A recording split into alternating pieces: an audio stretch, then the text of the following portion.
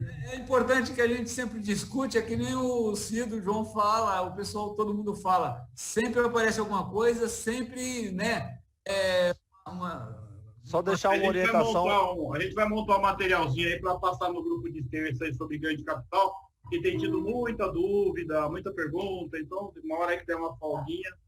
Só passar uma orientação que muita gente às vezes me liga, eu tô fazendo aqui e tal, e agora está dizendo que o valor lançado é maior do que o valor da venda. Bom, se tiver juros e multa, né?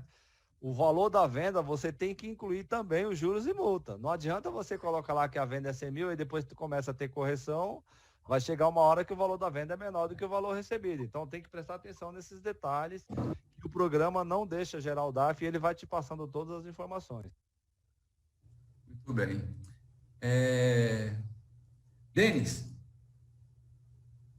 Então, presidente, as questões de hoje finalizaram. Tivemos apenas 13. Eu estou pedindo aqui para o pessoal aqui mandar mais, mas... Viu, Luiz? Só um questionamento Sim. aqui. Eu não sei quem que é essa hermenêutica, essa mulher que o Aparecido Diniz falou, mas o professor Ademir Macedo está pedindo para a Jô explicar o que é essa modulação dos efeitos. Jô, aí, tá vendo, Jô? A provocação? Gente, de forma simples, os ministros vão dizer a partir de quando vai valer e quais são as regras. A exemplo do que já saiu com relação ao ISS, a modulação saiu hoje.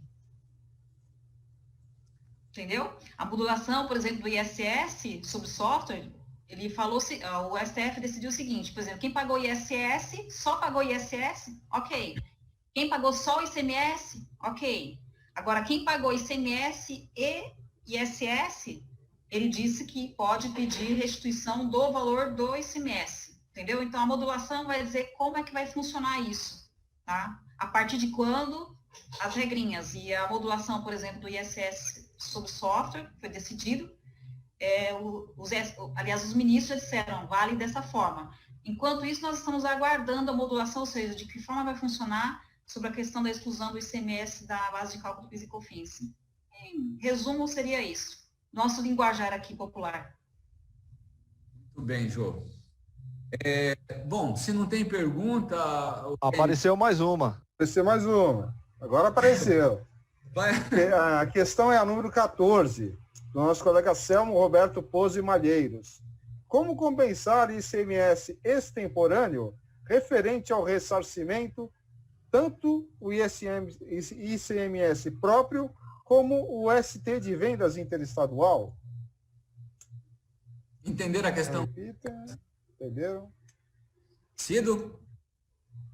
Não tem como fazer extemporâneo. A própria parte já está disciplinado isso, que se você realmente tiver venda fora do estado de São Paulo dando nova tributação, você fica obrigado a fazer a portaria CAT 42. É só através dela que naturalmente você exercerá o seu direito de crédito. Fora isso, qualquer coisa extemporânea ou através de uma decisão de um advogado judicial, etc. e tal, você pode até fazê-lo. Na primeira situação, você vai ser exigido os arquivos, inclusive, tem um caso de uma grande concessionária que tomou crédito, sim, lá na portaria CAC 17, da portaria CAC 158, não fizeram os arquivos, e fizeram todos os lançamentos com base numa decisão judicial e hoje estão penalizando a empresa porque ela teria que remontar os últimos 10 anos da portaria CAC 17, da portaria CAC 158. Então, muito cuidado com relação a você correr por fora de uma situação que já está pacificada através de normativos tal como regulamento e portarias CATs que regulamentam a matéria. Então, toma muito cuidado com relação a isso. Então, Preciso. Pode falar, Márcio. Mas se ele, por exemplo, tiver com a escrita fiscal correta e vier querer apurar o ressarcimento no prazo de 5 anos, ele pode fazer a portaria 42, não pode? A qualquer momento. Agora não tem mais, por exemplo, a partir de 2018, era separado. A partir de 2018 não tem mais CAT 158, não tem mais CAT 17, não tem mais nada disso. É tudo pela 42, independente dos últimos 5 anos. Você pode buscar pela CAT 42. Mas o fato é meio complicado, porque as pessoas... por exemplo, uma coisa que a gente discutiu, então, inclusive, discutindo paralelamente com a do SUNEA, né? As empresas, hoje, por uma simplificação que veio através do Dória, ele determinou que a empresa poderá comunicar a opção pelo ROT. Isso praticamente dá uma isenção tanto para um conforto, tanto para a empresa, quanto para o escritório de contabilidade. Vamos fazer o ROT, etc. e tal. Acontece que se você não fizer um diagnóstico, como tem casos que a gente trabalha com a portaria CAT 42, já de algumas empresas, a gente já faz esse processo de forma sistêmica, o que acontece? Nós tivemos um caso em que o cidadão, uma empresa grande aqui de Diadema, e vendo o balanço do cidadão, ele estava pensado no banco. Eu vou falar valores aqui só para título da praticidade. Vou colocar lá 10 dinheiros, né? Que ele tinha colocado lá 10 mil dinheiro lá no balanço, etc. E tal. E aí ele, analisando a empresa, falou, pô, ele chegou, a gente trabalha que nem doido, tem lucro e a gente não consegue buscar, porque eles não foram buscar esse crédito, que gera em torno hoje de 13% a 14%. Quem tem uma lucratividade hoje que corre atrás de 2%, 4%, 5% de lucratividade, deixar de reconhecer uma receita em termos de 13%, 14% é muito. E ao longo dos anos, ao passar dos anos, ele sentiu na própria pele, na própria carne, cortou na própria carne, que ele estava no banco. Bom, passado esses últimos anos, que a gente já está com ele há muito tempo, você tem ideia, nós conseguimos inverter toda essa posição de buscar o crédito do cidadão, e hoje está sobrando, quer dizer, sobrando dinheiro não, o superávit de caixa, ele está investindo em bolsa de valores. Você vê, mudou completamente a situação. Um simples fato da gente fazer uma atuação, como teve uma outra palestra de uma pessoa que estava falando sobre normas, procedimentos fiscais, etc. Você conhecer o seu cliente para que você possa ajudá-lo. E a gente tem um princípio muito forte, que é o princípio não é nem princípio, né? É um postulado, que veio o primeiro postulado da continuidade para depois vir os princípios da contabilidade, né? Base de valor, princípio de registrar, agora fugiu, é emoção. Então, o que acontece? Se você for conhecer o seu cliente e colocar esses procedimentos, você vê, em 5 anos nós mudamos a vida de um cidadão que poderia estar fadado a não ter emprego, a não dar emprego, justamente porque ele exerceu o direito de crédito e hoje ele está super feliz nesse sentido. Então, muito cuidado as empresas que vão simplesmente olhar o ROT e aplicar o ROT sem antes fazer um diagnóstico. É muito arriscado isso. Acho que a Jo pode complementar um pouco mais sobre isso, se ela quiser. Deixa eu só fazer um comentário aí, Diniz. É que, o que acontecia, né?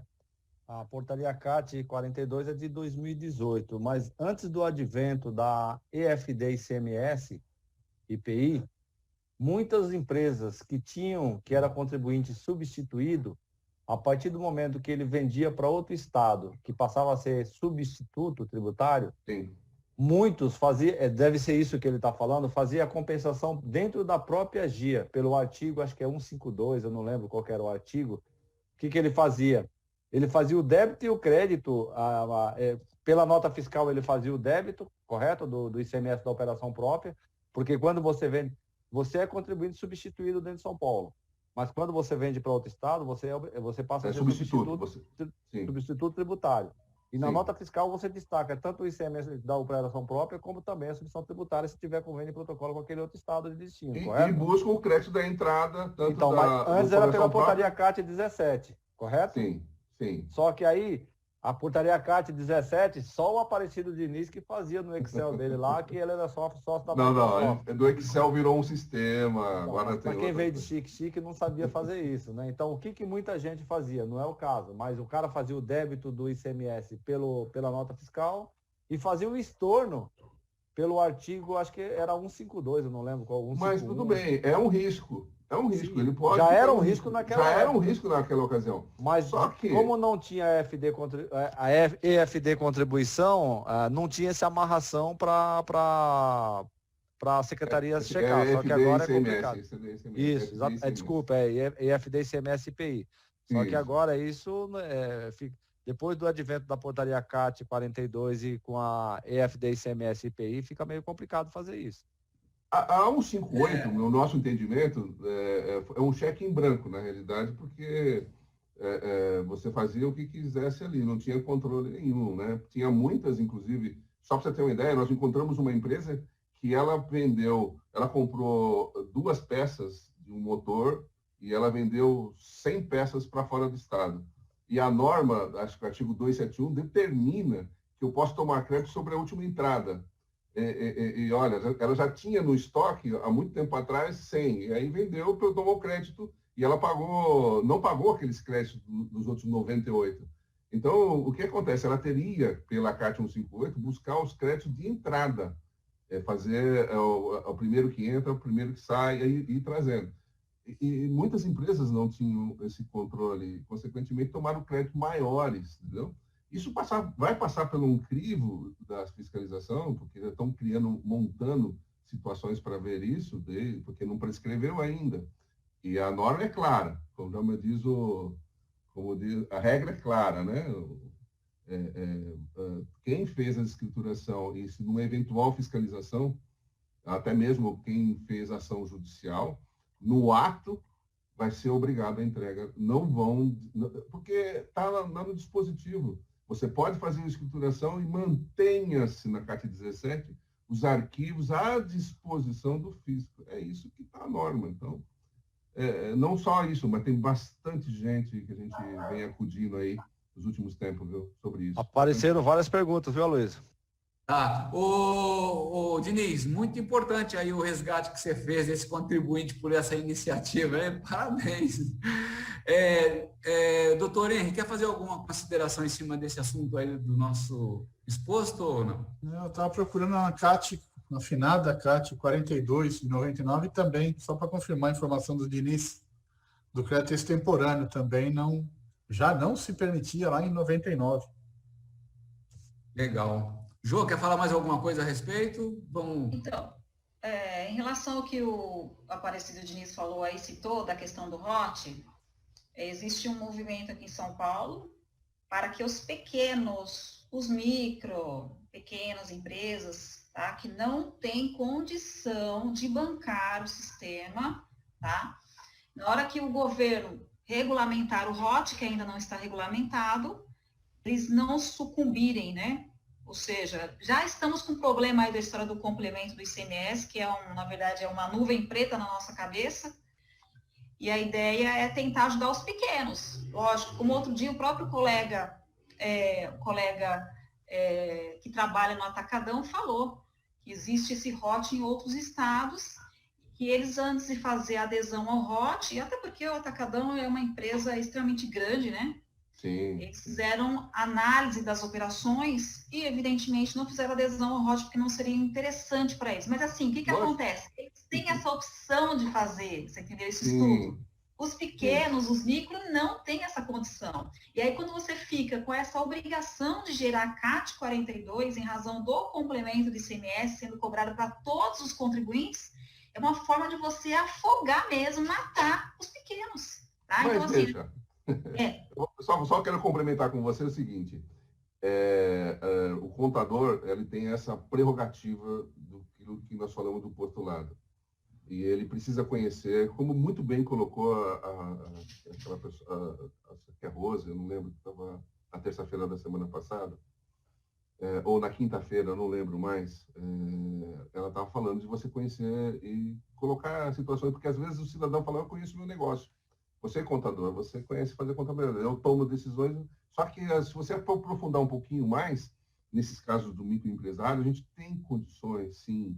Eu vou até conversar com os meus sócios também sobre essa questão, e a gente desenvolver alguma ferramenta que a gente possa disponibilizar gratuitamente para esse pessoal, se caso ele possa fazer esse diagnóstico baseado numa plataforma que a gente possa disponibilizar, vou pensar nisso, para que ele realmente, porque veja, mesmo ele tendo direito de crédito, e ele falar, não, eu vou para o ProCorte, é o caso dessa empresa que eu falei de Diadema, que o cidadão estava sendo sufocado no financeiro por não ter dinheiro, entendeu? Porque é o quê? São 13% de lucratividade que não existe, e o pessoal vai colocando isso numa conta que não existe, nem enxerga-se no seu balanço isso, porque está no custo. Quando você vendeu, está no custo. Vendeu, está no custo. Vendeu, está no custo. E você, quando vai operação por operação, você não enxerga isso, essa verba oculta. Consequentemente, para esse ROT, a gente criar condições e mecanismos para que ele tenha tomada a decisão assertiva e não no vácuo, tá bom? Vamos fazer um puxadinho, Esse puxadinho é muito bom que você falou. Mas não é só com o ROT que a gente tem que se preocupar, não. Com o ROT também, viu? Bom, legal. Como a gente já falou bastante a respeito dessa questão aí do nosso colega Celso, então, Denis, vamos ver se a gente responde mais algumas questões aí para ajudar outros colegas também, por favor? Não, presidente.